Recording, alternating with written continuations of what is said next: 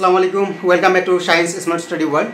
যারা যারা চট্টগ্রাম বিশ্ববিদ্যালয়ে 2023-24 শিক্ষাবর্ষে পরীক্ষা দিয়েছেন এবং ফার্স্ট মেরিটে সাবজেক্ট পেয়েছেন কিংবা পাননি, সেকেন্ড মেরিটের জন্য অপেক্ষা করছেন, সেই সেকেন্ড মেরিট কবে প্রকাশ করা হবে, এ এবং সি ইউনিটে কত দূর পর্যন্ত সাবজেক্ট পাবেন। আপনি যদি সি ইউনিটে সায়েন্স, আর্টস, কমার্স যে ব্যাকগ্রাউন্ড থেকেই হন না কেন, আপনি আসলে জেনারেল এবং কোটা থেকে কত দূর পর্যন্ত সাবজেক্ট পেতে পারেন। এর পাশাপাশি হচ্ছে আমাদের সায়েন্স থেকে অর্থাৎ এ ইউনিটে জেনারেল এবং কোটা থেকে কোন কোন কোটা থেকে কত দূর পর্যন্ত যাবে, কীরকম সাবজেক্ট আসতে পারে, সেকেন্ড মেরিট কবে প্রকাশ করা হবে ইত্যাদি আমাদের যত প্রশ্ন আছে, আপনাদের যত কিছু জানার আছে, এই সব কিছু নিয়ে আজকের এই ছোট্ট ভিডিওটা। এখানে আমাদের এ এবং সি ইউনিটে যারা যারা আছেন অবশ্যই লাস্ট পর্যন্ত ভিডিওটা দেখবেন, আপনাদের অনেক কাজে লাগবে আশা করছি।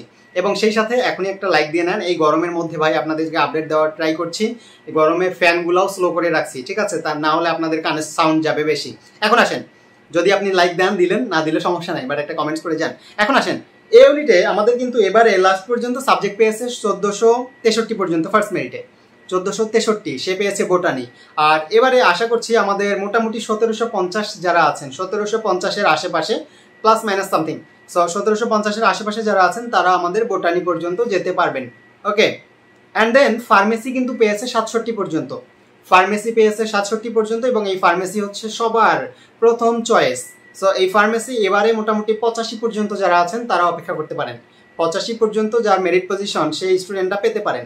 এবং এই যে 67 থেকে 85 না, এর মধ্যে যারা যারা যে সাবজেক্ট পেয়েছেন না কেন, অবশ্যই আপনাদের মাইগ্রেশন চালু রাখবেন। প্রাইমারি অ্যাডমিশন কনফার্ম করার সাথে সাথে অবশ্যই মাইগ্রেশন চালু রাখবেন, তাহলে দেখবেন যে আপনার খুব দ্রুত কি হবে, ফার্মেসি চলে আসবে। ফার্মেসি আসার একটা সুবর্ণ সুযোগ আছে। এর পাশাপাশি ট্রিপলি, সিএচই, এরপরে হচ্ছে আমাদের জিইবি, সো এগুলো কিন্তু আমাদের কি হবে, অবশ্যই অবশ্যই আসার সুযোগ আছে অনেক দূর পর্যন্ত।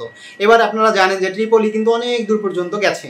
সো সব মিলিয়ে আপনারা অবশ্যই অবশ্যই চয়েস যেভাবে সুন্দরভাবে দিয়েছেন, লাস্ট পর্যন্ত অপেক্ষা করেন এবং অবশ্যই আপনারা মাইগ্রেশন অন রাখেন। এটা বারবার বলছি, কোনোভাবে ভুল করিয়েন না। মাইগ্রেশন অফ করলে সমস্যা, আর পারবেন না। এখন আসেন এ ইউনিটে কোটা থেকে, এ ইউনিট কোটা থেকে মোটামুটি আমাদের FFQ1 থেকে কিন্তু মোটামুটি লাস্ট পর্যন্ত অপেক্ষা করতে পারবেন। এবারে পেয়েছে 173 পর্যন্ত এবং সে কেমিস্ট্রি পেয়েছে। FFQ1-এ কিন্তু যারা যারা পায় তারা সুন্দর সুন্দর সাবজেক্ট পায়। ওকে, আর লাস্ট পর্যন্ত আপনারা অপেক্ষা করতে পারবেন FFQ1-এ। আর FFQ2-তে পেয়েছে 123 পর্যন্ত, 123 মেরিট পজিশন পর্যন্ত সাবজেক্ট পেয়েছে। এবং এবারে আশা করছি আমরা 200 পর্যন্ত যাবে, 200 পর্যন্ত যাবে। এরপর বাকিরা অপেক্ষা করবে, বাট 450 বেশি কিন্তু যাওয়ার সুযোগ নাই। অনেকে বলেন ভাইয়া 450 পর্যন্ত কল করলো, বাট এতগুলো আমার মেরিট পজিশন 550, 600, 700, আমার কি সুযোগ হবে? আর সাবজেক্ট ক্লাসের সুযোগ দিবে না? আর দিবে না। এর মধ্য থেকেই যাদের হবে তারাই হবে, না হলে হবে না। গুচ্ছের প্রিপারেশন নেন, গুচ্ছের বাদ দিয়ে আবার কৃষি গুচ্ছ নেন, গুচ্ছ তো আগামীকাল, তাই না? এরপর আসেন ওয়াইড কোটা WQ।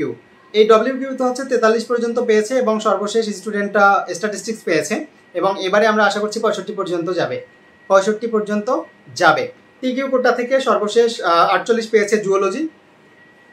তো জুওলজির পর আমরা মনে করবো এটাতেও 65 পর্যন্ত যাবে টিকিউ থেকে। এনটিকিউ 40 পর্যন্ত পেয়েছে, 60+, হ্যাঁ 60 বা 61 পর্যন্ত যারা আছে সে পাবে। এবং এনটিকিউ থেকে কিন্তু লাস্ট 40 মেরিট পজিশন পর্যন্ত যে স্টুডেন্টটা সে কিন্তু সোয়েল সায়েন্স পেয়েছে। আরও একটা কথা বলি মাইগ্রেশন নিয়ে, যে আপনারা মাইগ্রেশন আসলে অন রাখবেন বা অফ রাখবেন সেটা একান্ত আপনার ব্যক্তিগত ব্যাপার।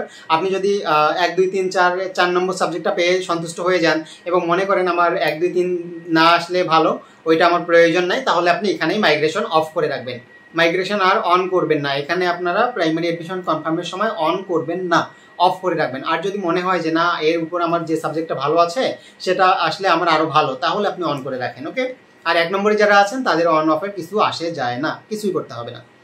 তারপর আসেন ডিকিউ কোটা। ডিকিউ কোটা থেকে 9 পর্যন্ত গেছে এবং 4 জন পেয়েছে ডিকিউ কোটায়। এবং এবারে আমরা আশা করছি যে আর হয়তো বা 2-1 জন যাবে, 4-5 জন মোটামুটি, তো 4-5 জন পর্যন্ত আর টানবে।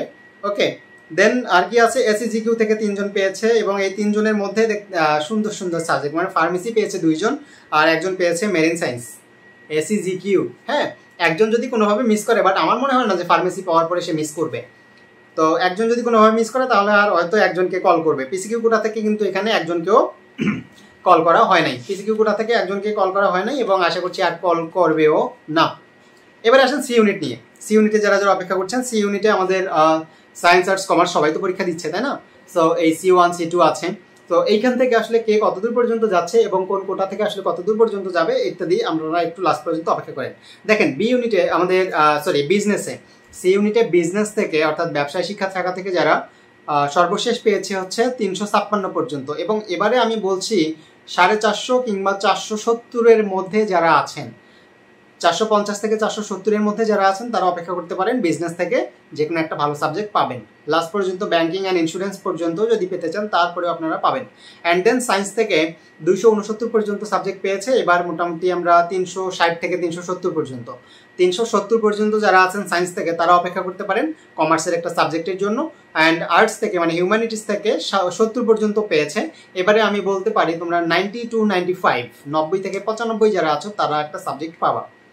ওকে, এই হচ্ছে আমাদের জেনারেল থেকে। এবং কোটা থেকে যদি আমি বলতে চাই, কোটা থেকে WQ অর্থাৎ আমাদের ওয়ার্ড কোটা থেকে বিজনেসে 9 পর্যন্ত গেছে। বিজনেস ব্যবসা শিক্ষা থেকে যারা আসছে তারা 9 পর্যন্ত পেয়েছে। এবং এবারে আমি সেকেন্ড মেরিটে বলবো 15 পর্যন্ত যাবে, 15 বা 16 পর্যন্ত। সায়েন্স থেকে WQ তো পেয়েছে 14 পর্যন্ত, এবং এবারে খুব বেশি দূর যাবে না, 20 বা 21 পর্যন্ত যাবে। হিউম্যানিটিস থেকে 1 এবং 2 নম্বর পেয়েছে, এবারে আমরা আশা করছি সর্বোচ্চ 4-5 পর্যন্ত যাবে। ওয়ার্ড কোটা হিউম্যানিটিস সর্বোচ্চ 4-5 পর্যন্ত যাবে। অ্যান্ড দেন টিকিউ কোটায় হচ্ছে আমাদের 8 পর্যন্ত গিয়েছে বিজনেস, এবং এবারে আমরা বলছি 15 পর্যন্ত যাওয়ার একটা সম্ভাবনা আছে।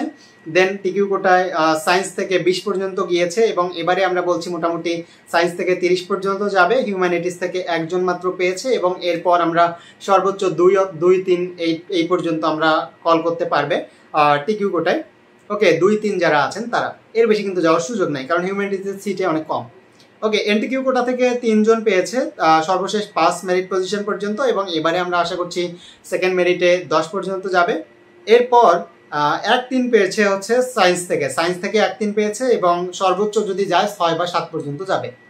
আমার কথা আশা করি বোঝা যাচ্ছে, এবং আমি কিন্তু একদম সুন্দরভাবে প্রিভিয়াস ইয়ারের সাথে অ্যানালাইসিস করে কথাগুলো বলছি। হুদাই কিন্তু ভিডিও দিলে কালকেই দিতে পারতাম, আজকে দেওয়ার অপেক্ষায় রাখতাম না। এই গরমের মধ্যে অবস্থা খুবই খারাপ। সো যদি মনে করেন যে এই গরমে ভিডিও করছে, একটা লাইক দিয়ে যাই। লাইক দিতে তো আর টাকা পয়সা লাগবে না, তাই না? একটা কমেন্টস করে যাই, কিংবা অ্যাটলিস্ট আপনি সাবজেক্ট পেয়েছেন কিনা এটা কমেন্ট করেন, অথবা আপনার মেরিট পজিশনটা কমেন্ট করেন, আপনাকে জানিয়ে দিব যে কি সাবজেক্ট পাবেন। আর যদি পার্সোনালি আমার সাথে কথা বলতে চান তাহলে সরাসরি আমার ডেসক্রিপশনে দেখেন, কিংবা এখানে আমাদের কমেন্টে আমার লিঙ্ক দেওয়া আছে, আইডির লিঙ্ক, সেখানে গিয়ে আপনারা সরাসরি মেসেজ করতে পারবেন। ওকে, দেন FFQ2 থেকে FFQ1-এ যদি যাই আমরা, 1-এ কিন্তু 27 পর্যন্ত গিয়েছে বিজনেস, এবং এবারে 40 পর্যন্ত যাওয়ার একটা সম্ভাবনা আছে। আর সায়েন্স থেকে 12 পর্যন্ত গিয়েছে, 18 পর্যন্ত যাওয়ার সম্ভাবনা আছে।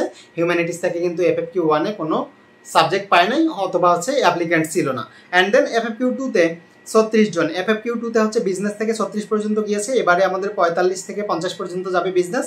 অ্যান্ড সায়েন্স থেকে 28 পর্যন্ত গিয়েছে, এবারে 40 পর্যন্ত যাওয়ার সম্ভাবনা আছে। আর হিউম্যানিটিস থেকে 12 পর্যন্ত গিয়েছে, এবারে 20 পর্যন্ত যাওয়ার সম্ভাবনা আছে। আমি যাদেরকে বললাম যে আপনাদের সম্ভাবনা আছে, তারা অবশ্যই আপনাদের ডকুমেন্টসগুলো রেডি করে রাখেন, ইনশাল্লাহ আপনাদের সাবজেক্ট আসবে, এবং খুব দ্রুত আপনাদের প্রাইমারি অ্যাডমিশন কনফার্ম করবেন। এরপরে আপনাদের যাত্রা শুরু হবে চট্টগ্রাম বিশ্ববিদ্যালয়ে, আপনাদের ওই কাঙ্ক্ষিত ডিপার্টমেন্টে।